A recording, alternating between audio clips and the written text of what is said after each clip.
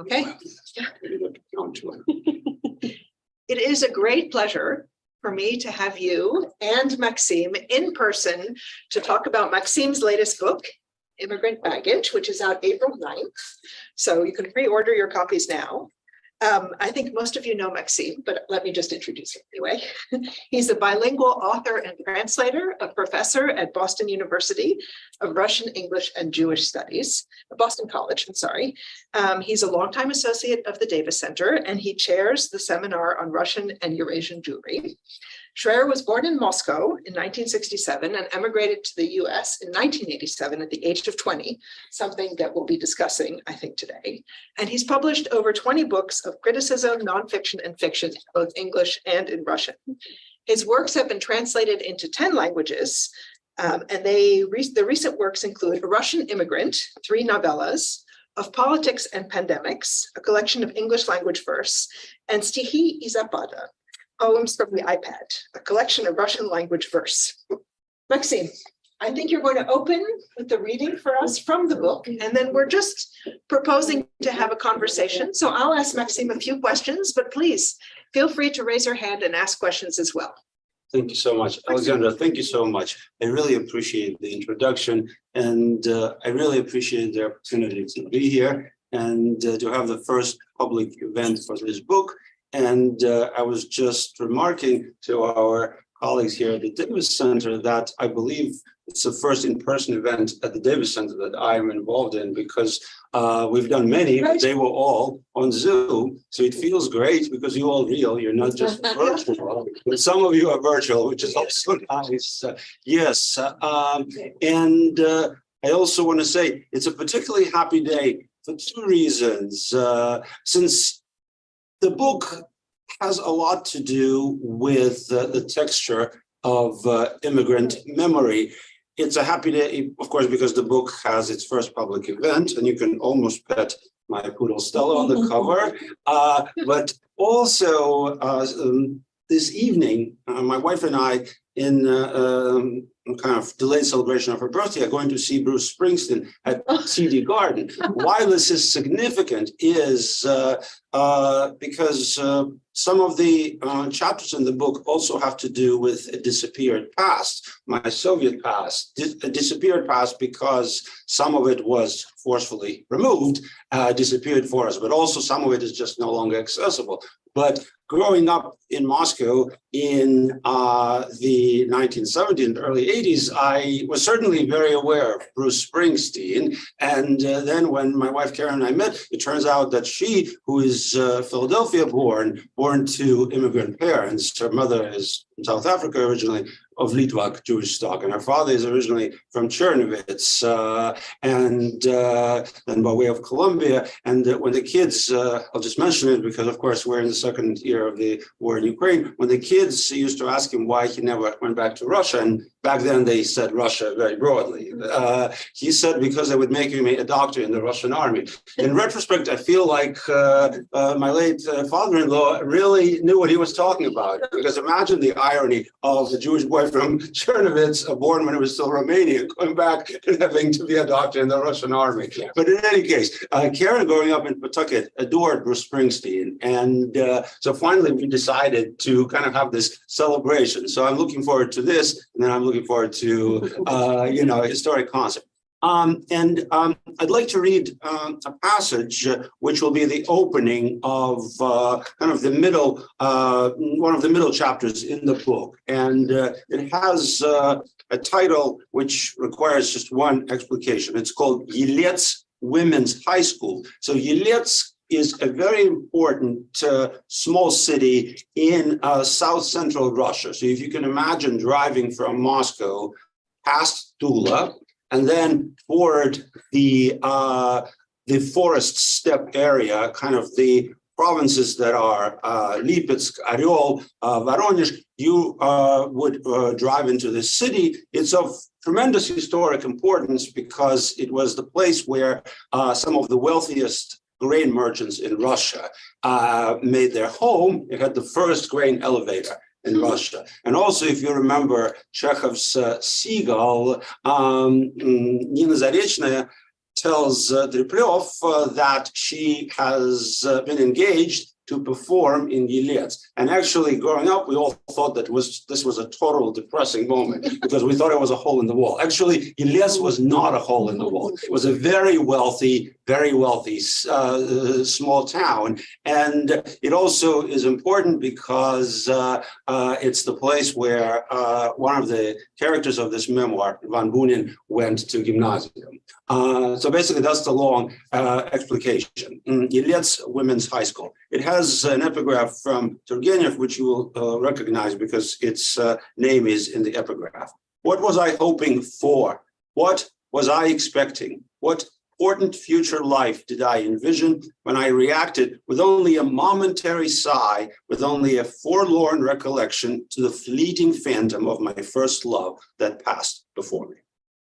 And now the opening of the chapter. Blood vessels of Russian classical literature saturate this story the way capillaries do the vermilion border of human lips. And yet, the American in me is having trouble with a traditional structure. The prologue juts out like the Habsburg jaw. The middle of the story bulges like a hernia, and the finale is missing entirely. Having resigned myself to the idea that life's raw material dictates its own rules of storytelling, I have decided to offer the account of these events exactly as they presented themselves.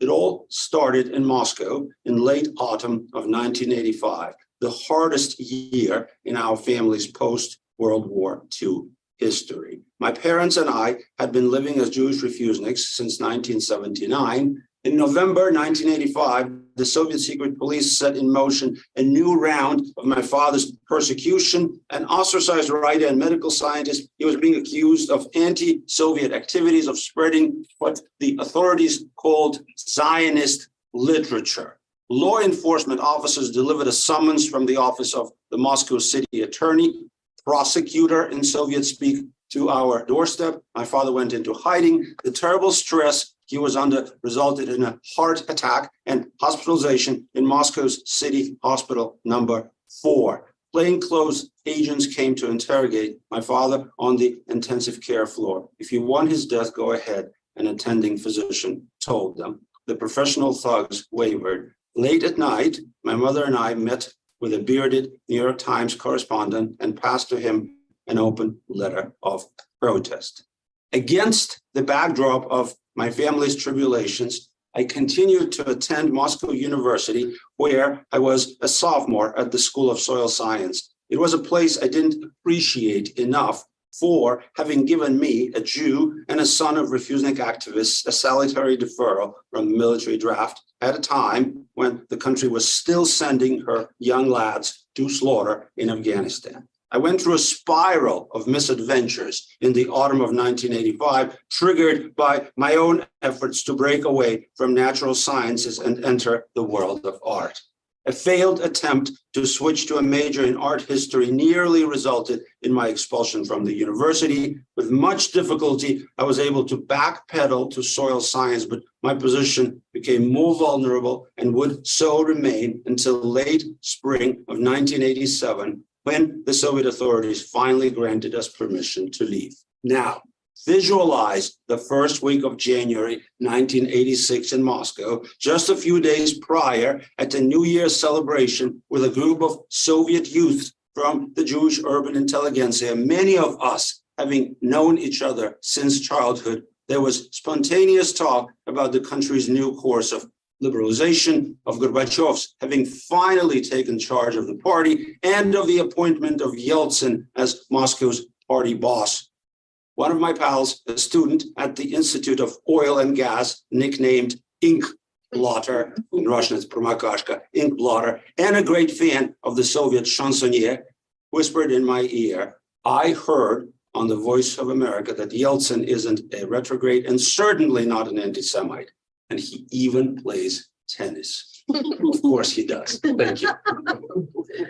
Thank you, Maxim. Thank you. So I wanted to ask you some questions about sort of being an emigre, being an emigre writer, right? And there's a quote in your book. It's a Любовь Акадьевна. Yeah. who shows up at a conference quite often and always says that when she's writing memoirs and talking about them, the phrase is to become the other while remaining oneself. And so I was thinking about that, in the course of your life, right? To what extent have you remained yourself, your Soviet teenage self, and to what extent have you become another? That's such a great question. Thank you. Just to contextualize this a little bit. So what's happening is in this chapter is at the beginning of it, my 19-year-old self is walking through this very long vestibule of the main tower of Moscow University and sees an announcement, which is that the Moscow University Theater, which is of some historic significance, is accepting its new cohort of students to be trained as directors of people's theaters. It will take too long to explain what people's theaters are, but basically in my many failed attempts to enter the world of the art, because just writing was not enough at that age, I actually went there and I went through the interviews and I was accepted. And so the first knots of the actual story start as we're being trained. And one of the people who trained us, was a sort of, presented herself as a theorist of Stanislavski. And she liked to repeat various quotes from Stanislavski. And one of them was that actors sort of become the other while remaining oneself. So this is a really good question. And to me at the time, who was already living a double life as on the one hand, a young refusenik, and on the other, basically a Soviet student, this phrase resonated with, I think, special significance. So I think that's where it begins. And now, finally, the question. I apologize for such a long-winded explanation. And basically, this chapter eventually takes me in 2019 back to Russia on a pilgrimage to where Bunin grew up and an encounter with a certain theatrical persona who has risen practically to the top of the Putin cultural establishment. And it becomes a pretty scary scene. Now, obviously, since I tell the story without shedding a tear or choking, which I don't always, I can tell you this morning I was working on something which has to do, I have to give a talk for Yom HaShoah, the Holocaust Remembrance Day at Loyola Marymount. And it's a talk I'm writing, the point of which is to show that immigrants today who have family from the Soviet Union, many of us had family that were killed in the occupied territories, that basically we've sort of shed the memories, but they're still with us. And actually, I was showing my wife some pictures of my father's late cousins who were killed in Lithuania in the first days of the occupation, and we don't have any information about them. So we have like the last photograph is from 1940, and on the back in Yiddish and Russian is a little inscription. And I choke every time I look at it. I mean, I cannot just talk about it. The fact that I can talk about this so merrily suggests that it's probably still in me and with me in a certain comfortable way, which, Alexandra, I must tell you, I feel like it's a scary thing in and of itself, considering that so much of that past was oppressive and became particularly oppressive when I was about 11 and when we became refuseniks. So what did that mean in terms of daily life? Well, it meant on the one hand that I, for the first time, saw that my parents were not invincible. And I thought they never made mistakes. And they didn't make mistakes. The country made those mistakes. But it was a complete defeat of childhood optimism and faith in one's family's trajectory. I remember very clearly learning that we were refuseniks, that we were stuck. And I had the feeling that life was somehow not going to go according to some preordained scenario. Then, of course, it was very much learning about the rules of a double life, never discussing refusing activities. And particularly when I was already kind of in high school, my parents really shielded me, but I was getting more involved in activism, protests. And then already at Moscow University, I stood by my father when he was, refusing demonstrations and stuff like that. So it was a lot of let me try to explain it this way. My late teacher at Brown, Victor Terrace, I don't know if you know this name, some of you do, who had his own complex past. He was half Estonian, half Baltic German, although he used to say that it was Russian. He grew up in Estonia, in Revel, in Tallinn. He went to the only kind of liberal high school there, and he always said that there were Estonian kids, Russian kids, and Jewish kids. And then he was a student of Sanskrit, and he stayed during the occupation. He was able to work at Tartu University. Of course, he had a perfect record. And then he escaped as the Soviet troops advanced. He was a displaced person in Germany. He married a German woman. They emigrated to America. And there were many aspects of his past that I always felt he was not comfortable discussing. And this oddly seeped into some of the ways he explained Soviet culture. Like when he spoke about socialist realism, he was more prepared to discuss it as an exercise in mutual deception rather than anything else. So in a sense, of course, there is some of that. But it's not just an exercise because the stakes were very, very high. And by the way, if I could just share one anecdote, since we're on the subject of kind of immigrant, the texture of immigrant memories. So Victor, once at a dinner table at my parents' house, shared this story, which is basically he was already a young scholar, multilingual, very, very, very excellently trained. He came to Chicago. He was working at Campbell's Soup Factory, and his job was he was in charge of one stockroom. And basically, they already had a child. He told me that in around 1952, he felt like his life would never be the life of an academic or intellectual. He would maybe get promoted to kind of low-tier managerial staff, but he would be with Campbell's Soup. And then one day he woke up and said, I can't take it anymore. So he went to see a very interesting person at the University of Chicago, a man by the name of Count Bubrinskoy, who was a Sanskritist, and also kind of was in charge of Slavic studies. He came to see him and he said, "Я магистр Tartuskого университета, so I have a master's degree from Tartu University. I'd like to join a doctoral program here." Bubrinskoy set him down, and Bubrinskoy, by the way, is a descendant of Catherine the Great. It was the illegitimate line.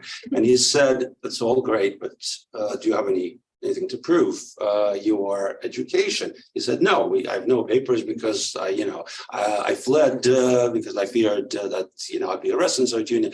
Well, he said, "Well, how can you prove that you are who you say you are?" So he got up and recited a long section of Sanskrit text.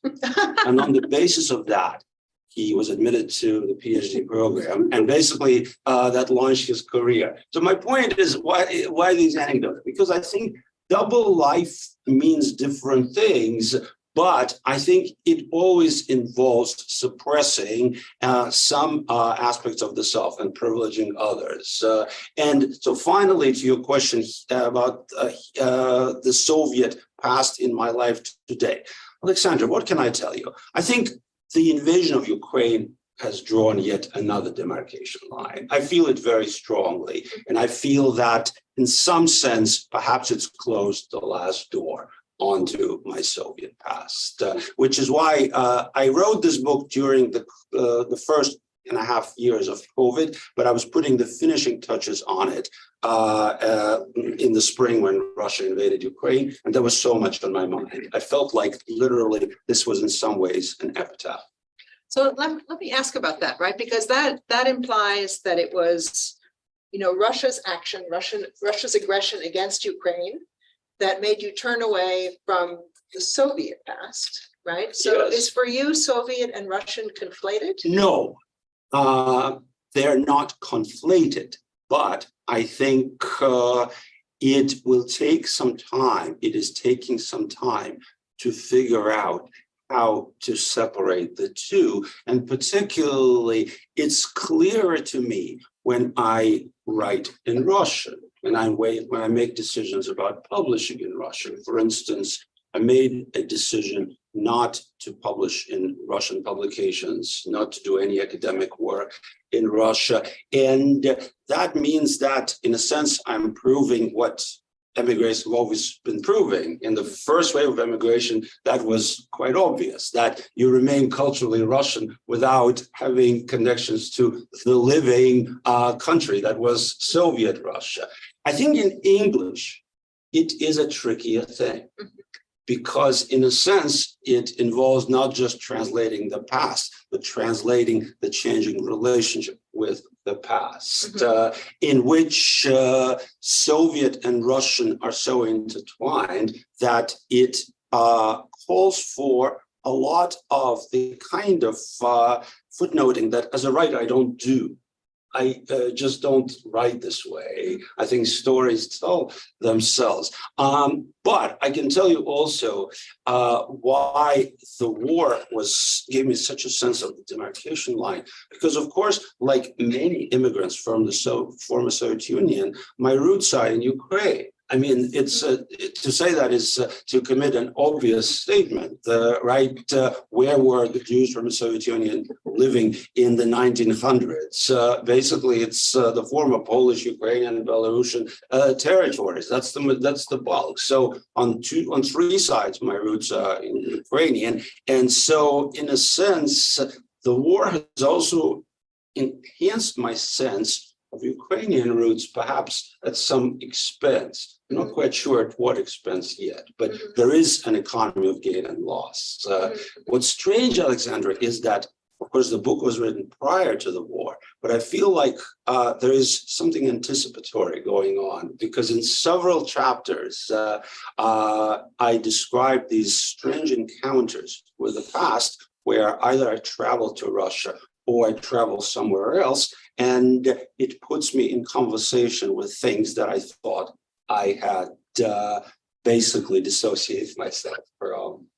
So I had that feeling also, Right. that in a way, there's a sense where you're resolving the past, right? And partially it's kind of, your adolescent past with being an adult, and partially it has to do with being in the Soviet Union and now being in the US. And I was wondering if you could tell that story about when you run into one of your first loves or one of your first interests, who ends up being I had none. at the Nabokov Museum. The question is how to tell the story. Except I would love to read a little passage about it. Basically, the story is what about this? Let me read like a little passage, and then I will explain. So the story, this is early in the book. It's called "In the Net of Composer N." Now, of course, as you read through this chapter, you will increasingly recognize in Composer N a certain very famous Russian-American writer called Vladimir Nabokov, but I do not call him Nabokov for many reasons. I call him composer because he was a composer in the highest sense. He was a composer of divine puzzles, divine problems. But basically, I went through probably 20 years as an immigrant when I was very involved with the Nabokov Museum in St. Petersburg, in organizing conferences there, and invested a lot of my heart and soul and also my intellectual, energy into that. And in about 2018, the museum basically fell apart and was made basically just a meaningless institution in the other institutions that were completely co-opted into Putin's regime. But basically at the heart of it lies an encounter with a a girl whom I met when my father was still a member of the Union of Soviet Writers at a resort for writers called Maleevka outside of Moscow. And so the story begins when we're still, I guess before we are refuseniks, when we are still privileged. And my parents were very successful for Jews who were not party members.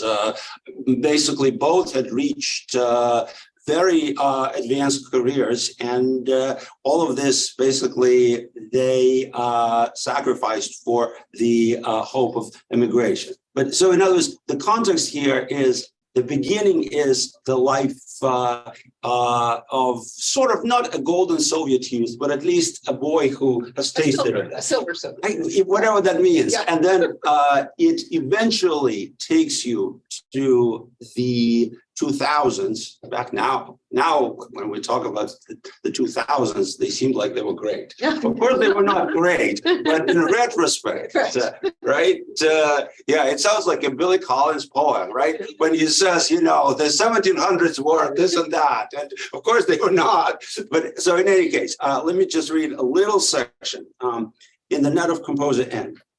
The winter of 1978 was the last time I tasted of the forbidden fruit that Soviet golden youth consumed with habitual indifference.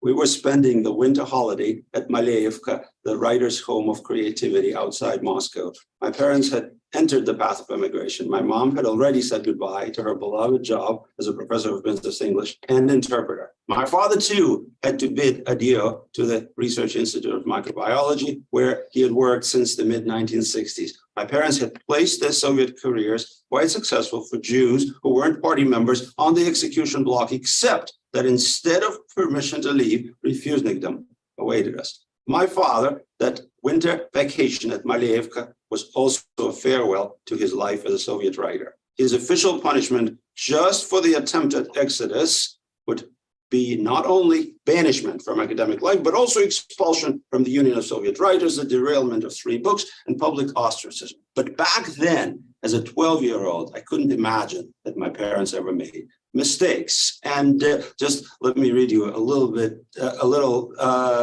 section about the routine. Basically, this was a place where writers were supposed to write, and the writers' families were supposed to amuse themselves. And it's extremely hard to appreciate, in a sense, how much of the public wealth this gradually impoverished country was investing in these kinds of things, because they were heavily subsidized and they were in some ways luxurious. The daily routine at the writer's house of creativity, situated at the former estate of the publisher, who called Lavrov, looked like this: an abundant breakfast, heavy on pastries and farmer's cheese, creative time, strolls around the nearby wintry forests and fields, lunch with alcohol, rest, some more creative time, finally billiards, and supper with abundant drinking that sometimes continued into the late hours. Writers' spouses and writers' science spend their entire days in various social amusements. 2 groups could be distinguished among the young generation: boys and girls my age, still innocent, but already beginning to don the air of sophistication, and the true golden youth, university students who acted as though the privileges they enjoyed were hereditary, endless, and limitless. So in a sense, they acted like they were the new nobility.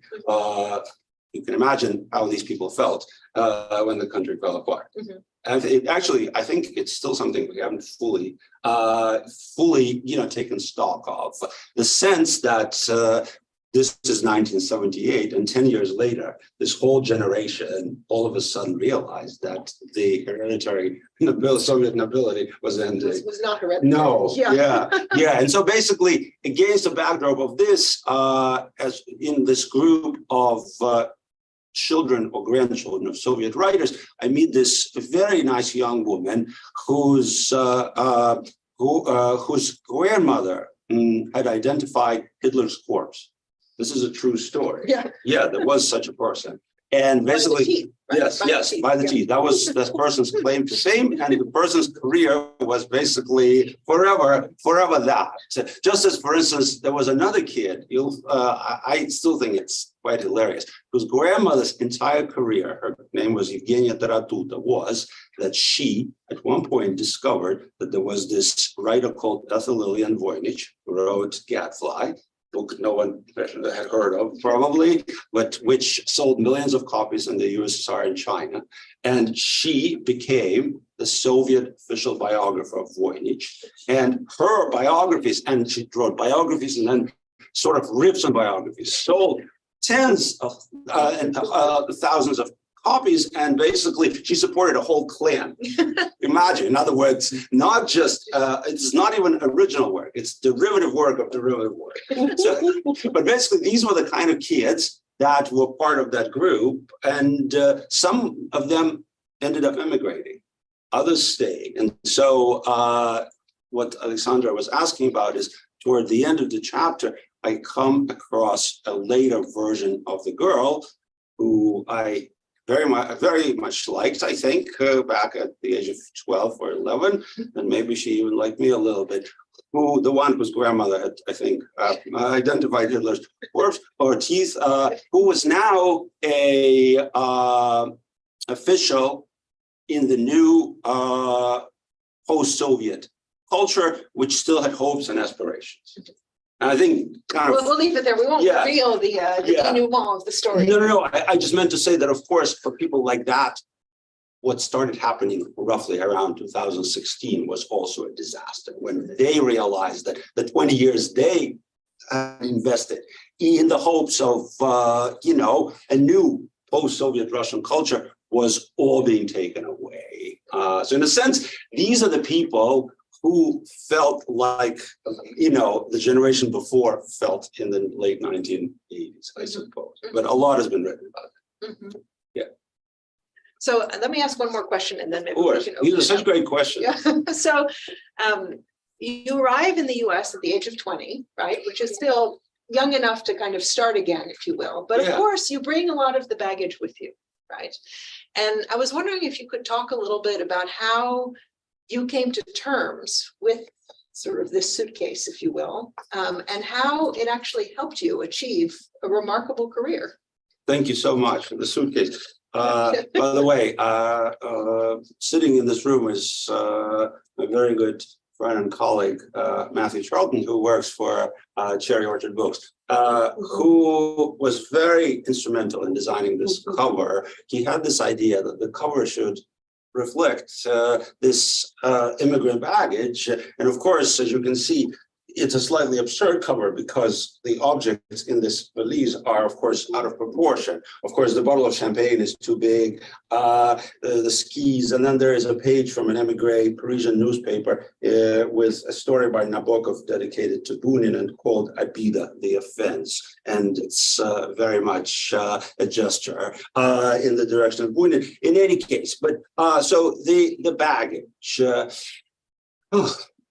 here I start sighing. Because I think the initial years were very much years when the baggage was somewhere in the attic and forgotten.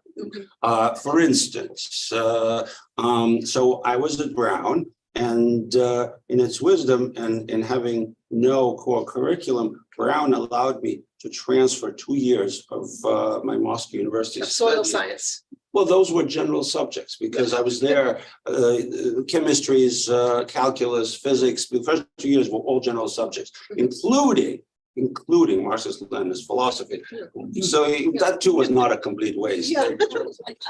But I knew already quite soon that I wanted to, the initial sense was poetry, never in English, but maybe I'll try to write prose in English. And so I wanted to sign up for a creative writing course. Brown had a very strong creative writing program, and it had a very famous American writer, John Hawkes, who is from the cohort of American postmodernists, a little less known than, say, Updike or Stanley Elkin or Robert Cooper, but very, very famous as a writer's writer. So he was retiring. I read his novel, Second Skin. I couldn't understand every other word. My English was decent, but it was just extremely complex, a little bit like Nabokov's Russian prose of the 1930s. So I went to see him, and first thing he asked me was, have you read Nabokov? And I said, of course, you know Nabokov, yes. He said, I read Nabokov for the first time in San Marino in 1945.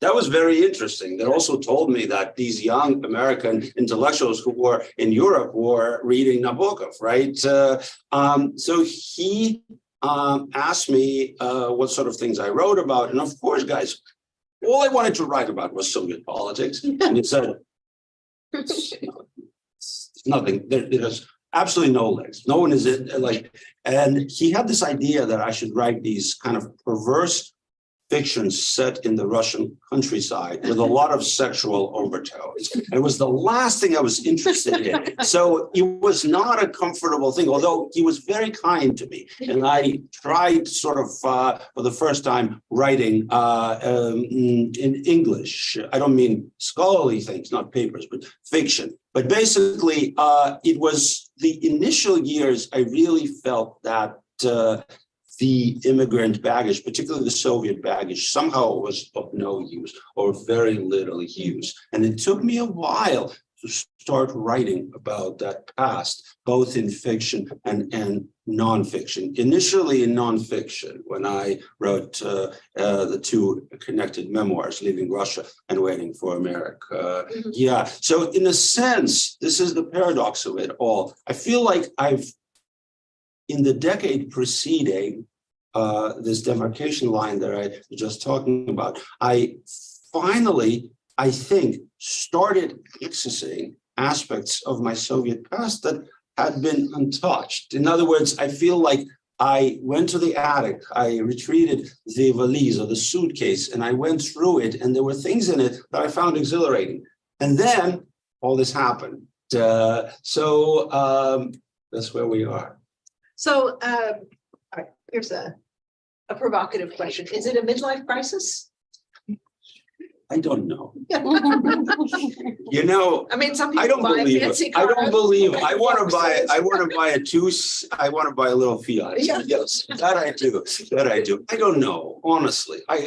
What it is I think I'm at the moment finding it hard to write long form, but I do think it's a consequence of the climate of the war. I've written a lot of short pieces, including things having to do directly with the war and commentaries. For instance, I at one point became very interested in this paradox of religious leaders in Ukraine and in Russia, and how in Ukraine they're rallying behind the country, the army, and in Russia they're rallying behind the regime or keeping silent. And I researched that, but they're not books. They're kind of shorter pieces and fragments. I am not working on any one book at the moment. So it may be a crisis of some sort, but you wouldn't be alone, right? So I sort of be thrown into so. Kind of a disequilibrium. Yeah, that's exactly right.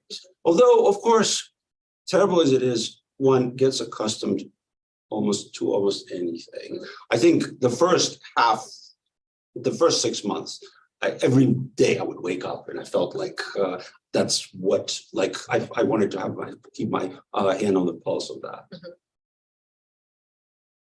I sympathize, empathize even. Yeah. So, yes. I have a question about the war in Ukraine has set off a new huge wave of migration. Yeah. From Ukraine and from Russia and people looking out of Belarus too. What do you think that your works, this work and the previous works, which talk about migration from the Soviet Union, can say to this new generation of people who are having to leave their home?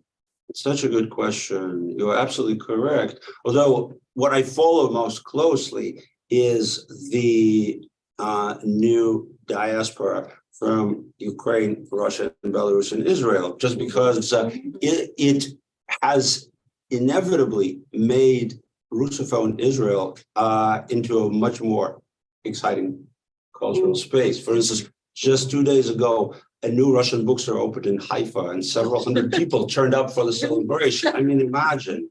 And new publishing horizons, and also very large numbers. In the first year of the war, about 60,000 from Ukraine. That's a very large number. Yeah. And about 13,000 from Russia and about 5 from Belarus. But this year, the numbers continue to rise. So I have a much better sense of that as opposed to the refugees in, say, the Anglophone world or in America that I know more anecdotally. But I think certainly I can imagine that in some ways, the sense of alienation and being out of place is worse than for the Soviet immigrants. It shouldn't be this way, but reminds me of the paradox that Ilya Ehrenburg, the great Jewish Russian writer, particularly famous as a wartime journalist and anti-Nazi polemicist, he was also a lyrical poet. And when he was in Moscow, he would go to the editorial offices of Krasnaya Zvezda, Red Star. He would file a story, but he had insomnia. And he wrote poems or translated François Villon at night. And so he writes a cycle of poems, including which were basically about the memory of the Shoah, but also about people who will be returning when the war ends or in newly liberated territories, and who will find it very difficult to be integrated. And he has this expression there, чужое горе, оно как овод. So another person's woe, it's like a gadfly, meaning that, of course, we understand collective empathy. But what is more difficult is that when push comes to shove, I think your neighbor's woe is very often that very gadfly. It feels like it's not what you need. It's not what you want. It's a nuisance. And I can well imagine in today's context how the immigrants, the refugees from Ukraine or Russia feel that collectively they're wanted, but individually, I am not sure. And that sort of terrifies me. Mm-hmm. It shouldn't be this way, Chris, but it's just, I don't think 3 years ago, anyone would have imagined that this would be happening, this sort of new immigrant community. Do you get that sense? Certainly, I don't think anyone could have predicted it, but I guess I'm wondering if there's any roadmap or solace in the generation that came before, or is every migrant's journey going to be their own journey because of either the political impetus that made them leave, where they arrive to, the community that takes them or doesn't take them. So is there no such thing as a roadmap for such? No, I think there is. I think almost every immigrant's journey is about disposing of the material baggage and about holding on to the immaterial baggage memory. But it is also a very dynamic path.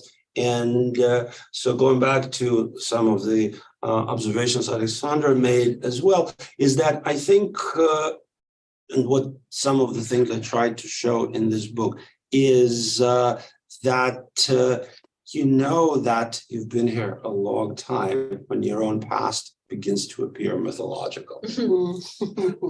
And for instance, some of the things I read today, when I read them out loud, I sort of wonder if it actually happened to me, even though it's very factually based. Why is that? It's sort of the effect that I think immigrant past reaches the kind of vintage when it begins to feel like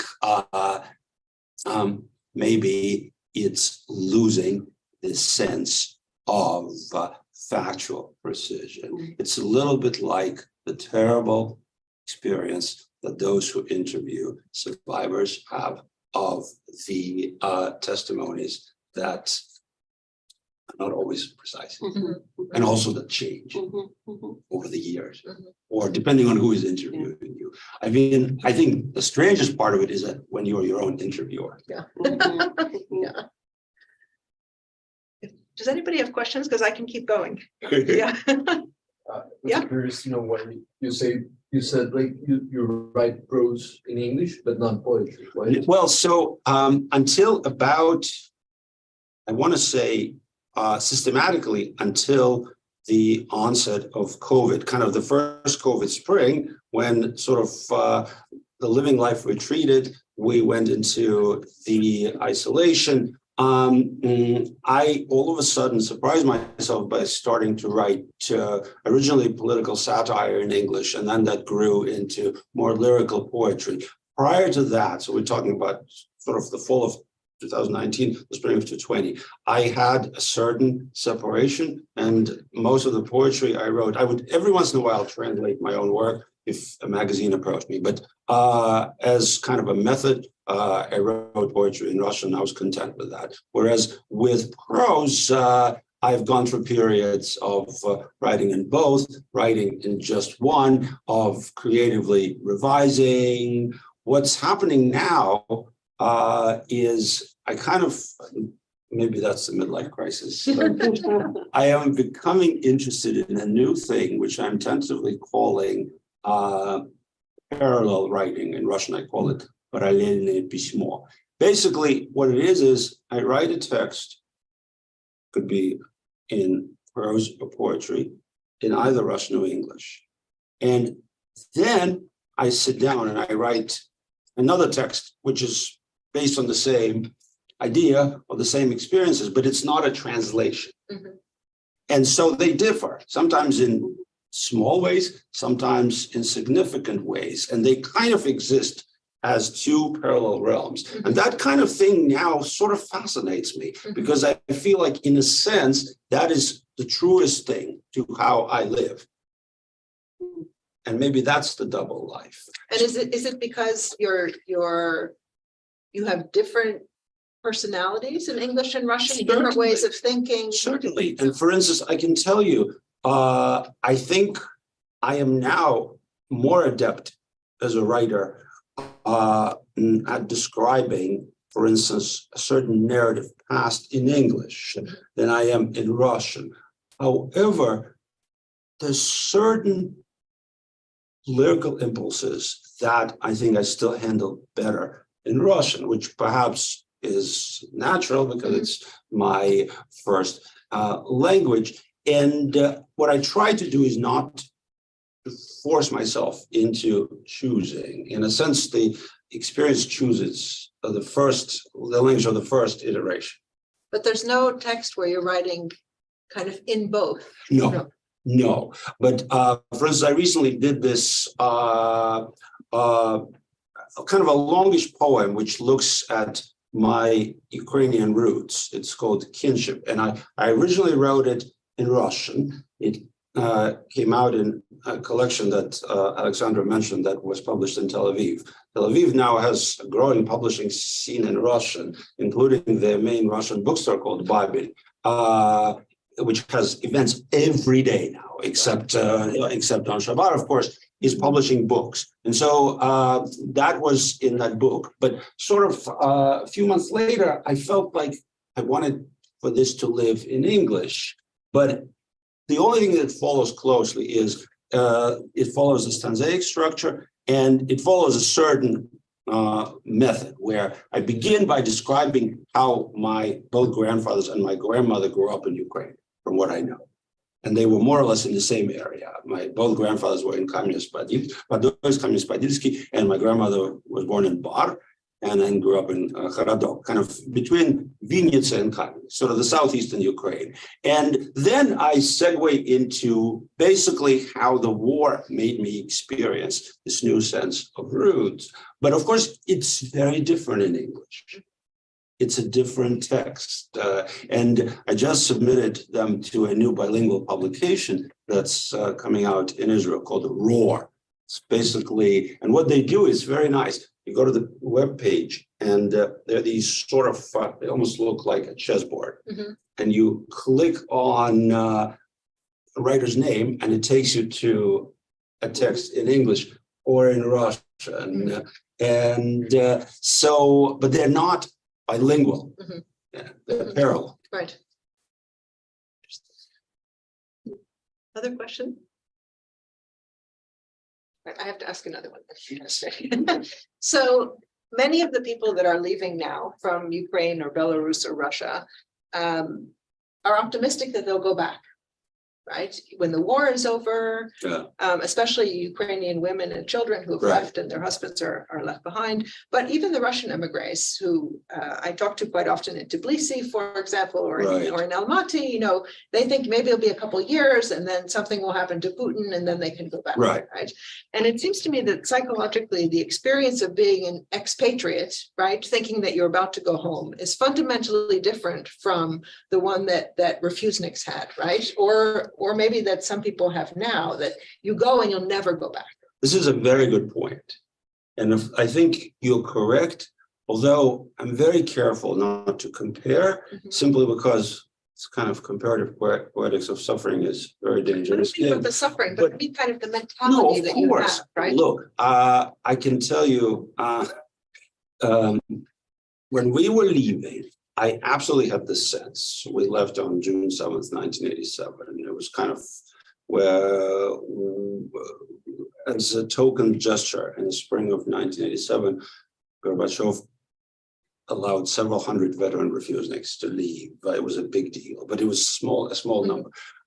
We absolutely had the sense that we were leaving forever in many, many ways. And it was also calibrated by, in retrospect, our lack of optimism about the future and the conviction that the Soviet Union would remain. Remember all these books like Will the Soviet Union Survive until like 1985, etc. I felt that it would. Mhm.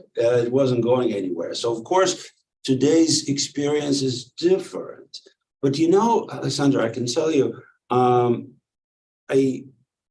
I'm also in conversation with some writers and academics who are in Georgia, and it's also in Tashkent, in Kazakhstan, Mhm. and I'm beginning to feel that what's sinking in is a new awareness Mhm. that maybe, particularly those who are in their 50s, 60s, and 70s, maybe that's where they'll live out their days. Mhm. So it's not just Soviet women and children and elderly being evacuated Right. during the war, Right, right? right. I think it's a little different. Mhm. And I don't know how I feel about it, but I think I'm beginning to think that they're sort of rooting themselves in Mhm. these places. Mhm. Certainly in Georgia, I get that sense. Yeah. But maybe it's because the Russian-Georgian connections are particularly special, and even Russia's war in Georgia hasn't completely severed. Mhm. Mhm. I don't know. Mhm.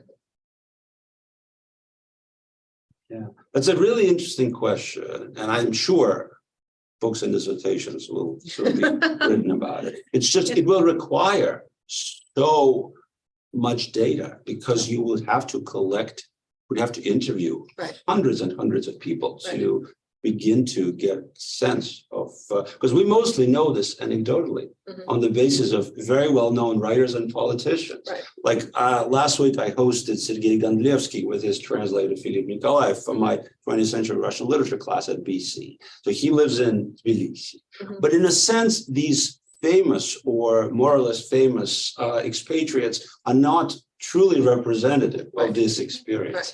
Please. Actually, there's a second little question after this. Of course. It said the first one. There are scholars and observers of the Middle East who observe that liberal democracy, the big emphasis on liberal, just cannot take root there, whether it's religion or colonialism or tribalism. What is that answer in Russia? Can a liberal democracy succeed on any sustained basis? And then the sub question is, you talked about the Russian emigres to Israel. Are they in favor of Netanyahu? Okay. So let me tell you very honestly, the first question is truly beyond and above my expertise, and I'd like to defer to. No, seriously, I am not trained to answer that question with any degree of qualification. That is to say, the kinds of commentaries that you hear that Russia and democracy are incompatible just do not sit well with me, because I think they don't mean a whole lot without a lot of context. But I am more comfortable speaking about the ex-Soviet diaspora in Israel because I follow it. I'm a dual citizen between Israel and the US. Those questions are not completely unrelated. Okay. But so here's what I'm finding. I think traditionally, the ex-Soviets, particularly the older generation, tended to be politically conservative, the same in this country and the same in Israel. But it's changing. And what I'm finding is particularly the arrivals of the past 25 years. So in other words, those who made Aliyah from Russia, Ukraine, even before the war. Now this is called the new emergency Aliyah. But the one that was trickling in the 2000 teens, I think they are feeling, in a sense, that what they hadn't done back in Russia, they're going to try to do in Israel. In other words, I'm finding this. We hadn't demonstrated against Putin, but we are going to demonstrate against this regime that is trying to undo the independence of the judiciary. And I feel that people of my generation now are politically much more in line with my Israeli family, who are descendants of agrarian socialists who came to Israel in the 1920s and traditionally have been left of the center. So that's what I'm intuiting. But certainly, the demonstrations that are happening in Israel, many tens of thousands of the participants are the former Russians or Ukrainian Jews and family members. You know, Israel has a very liberal definition of the right of return. You need just one Jewish grandparent. I think they have joined the ranks.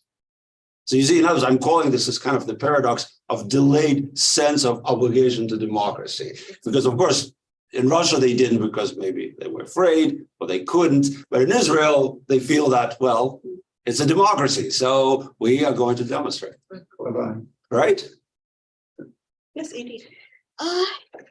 Yeah, I was sort of fixated a bit on your relation to the Nabokov Museum.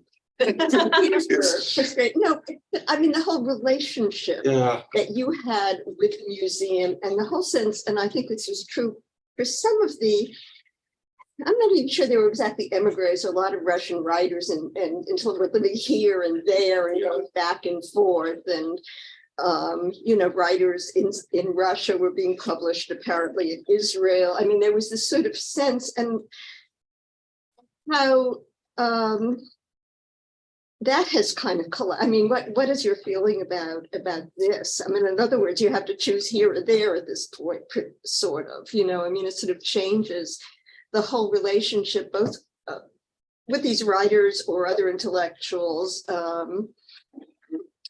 With regard to Russia, you have to sort of almost or even going to a conference. I mean, I was supposed to go to a conference in Moscow in the fall, and obviously I didn't go. You know, I mean, there's this sort of sense. It's a very individual choice, and I would not disparage people who choose to continue participating in academic endeavors in Russia. It's just that.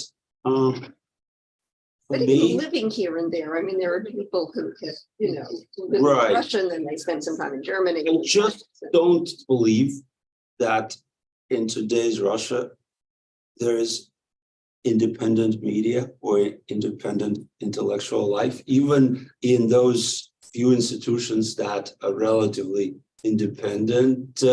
It sort of reminds me of an experience I had about 3 weeks ago where I got several emails from a program that is run by a certain very popular YouTube personality, asking to be interviewed about Nabokov and Bunin and immigrant writers. And I replied and said that,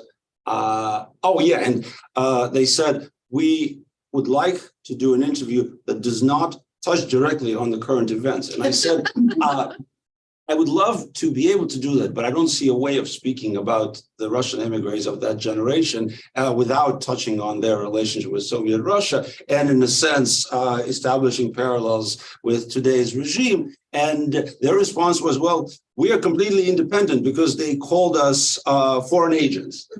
If you can think about it, the logic of that is somewhat absurd. However,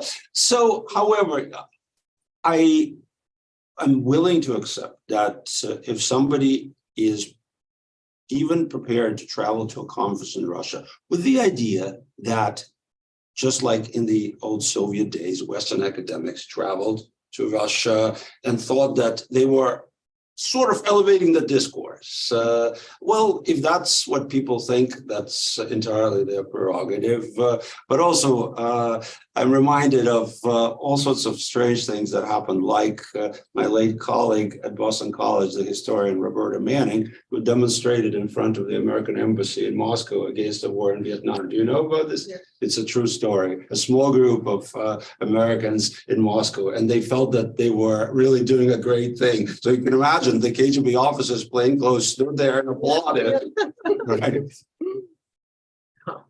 But I was talking more about, Right. about Russians rather than, academics like me. And I mean, I think there are quite a few who live part of the time in the United States, part of the time in Russia, part of the I'm finding that for the most part, these people have left.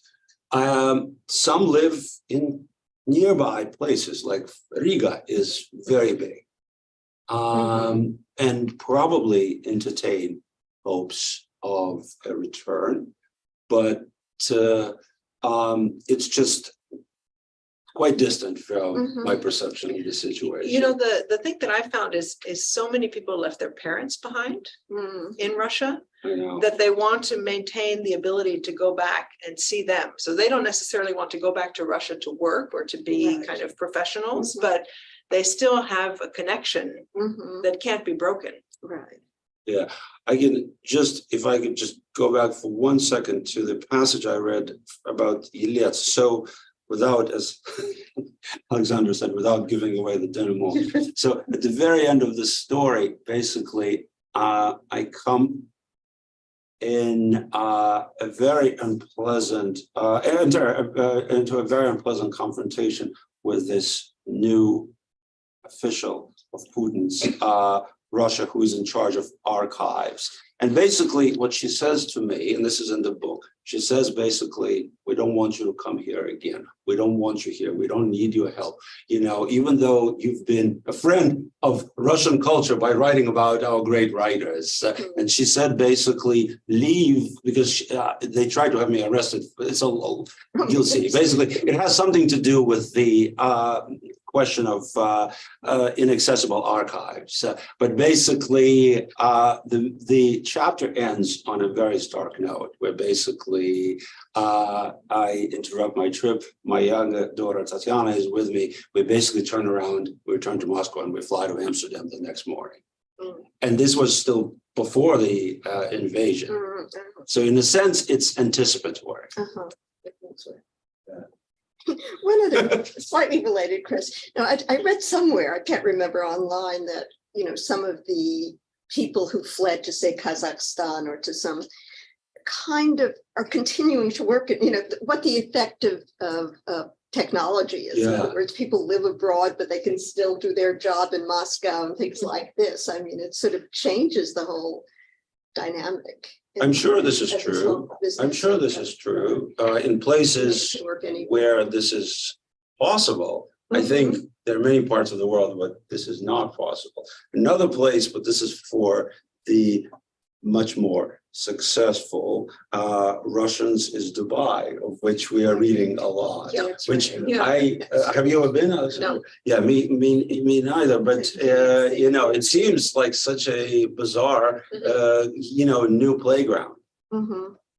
I think also, sorry if I may, Yeah, also yeah. that, for IT people who work in IT, like that doesn't really matter where they are and they can continue working. But there is an issue if anybody is, for example, associated with the university. Some people have left and try and continue to maintain their association, and then they run into trouble of being accused of being complicit by continuing to support Russian higher education. So it's a pretty You're right. It's delicate question. the sort of thing they didn't face earlier. Right, exactly. Rates and- Right, you couldn't work abroad, you couldn't work remotely, but you also didn't have this kind of ethical dilemma. Right. But I hate to say it, and this is in no way to disparage other people's choices, but I think people should not delude themselves into thinking that they live abroad. And if they continue to work with Russia or in Russia, they're not supporting the regime. I think any business endeavor that creates revenue for Russia is supporting Russia. And so that part I find very difficult to wrestle with, which is, to me, the only clean solution is no association. And even, it kind of gets to the question of the interview that you were asked to do, right? Yeah. Is that, okay, let's say you're not making money or giving the regime money, but if you're participating in something and you agree to explicitly not talk about the Of special course. military operation, that also serves the regime, right? So you Absolutely. agree to go along with this Absolutely. illusion that it doesn't matter. Absolutely. 100%. Yeah. Can I ask a question? Svetlana, of course. Thank you so much for your wonderful books and poems. I'm your follower, so I read many of them, and I would like to ask you a couple of questions. First of all, what is your favorite literary form? Like, let's put aside all of those circumstances and not contextualizing our 3 last years, but what is still your favorite literary form? And another question would be about the decolonization. So how do you feel yourself when you are talking about you arrived with your luggage, with your baggage of the Soviet ideas about literal forms, and your father is also a writer in the Soviet, not socialist realism, but definitely not a postmodern writer. And just how do you feel about this? Did you start this process of decolonization of your writing back then, like when you arrived, or you find yourself right now in the middle of the process of inventing some interesting, probably, I don't know, devices, maybe strategies, just to decolonize your role of writing? Thank you so much. These are very interesting questions. The second is particularly challenging. So you asking about the literary forms that I personally promote. So I'd say at the moment in poetry, I'm very interested in a kind of longish narrative poem, not long, but longish, 120 lines, something that does not just express a lyrical impulse, but tells a short story. Somehow I've been working with that. And in prose, in a sense, all the chapters here, which begin as magazine stories, I think all but one ran in Tablet magazine, the earlier versions. I'm very interested in the kind of form where it is nonfiction. It is based and rooted in fact, recollection, but it breathes and lives like a work of the belles lettres. And so in a sense, if someone told you this is fiction and you didn't know anything, you might not be too uncomfortable thinking about it this way. I think that's my natural inclination. But since you mentioned my father, who is my mentor and who is a much better writer and really an inventor of worlds. Some years ago, my father has been unwell, but when he was still actively writing and reading my stuff, I remember he said, this is all well and good, but you still, you should not give up writing complete fiction, inventing things, which brings us to your second question, which is difficult. In a sense, it's like being asked how you think about critical race theory. And I'm always challenged by this question because it's also a generational thing. I wasn't trained in it. I learned it already as a formed thinker. I think, Svetlana, the short answer to your question would be that we were decolonized, and we decolonized ourselves in the almost decade that we spent as refuseniks. Because, of course, my father was not a Soviet writer. He had actually been in poetry very much an avant-garde poet, but if you know his fiction, he certainly gravitated toward the classical form, particularly his novels. But it's just the clear sense that refuseniks had, as you know, the term is a misnomer. Refuseniks did not refuse anything. They were refused. The only thing they refused is a ticket to Soviet paradise. But that awareness also meant that you had to use your term, decolonize your ideas about culture and literature. So I hope I'm not exaggerating or flattering myself when I say I think we arrived already having decolonized ourselves from our Sovietness. How to prove that, I'm not entirely sure, but It hasn't come to that yet. yes, You don't have to- exactly. Yeah, Okay. so it's a really interesting question. Questions? Well, I think everyone knows how to get in touch with you if they have questions later, but thank you so much, Maxim, both for writing this book and for talking to us about it. And I look forward to the next installment. Thank you so much. I really appreciate it. Thanks for being here.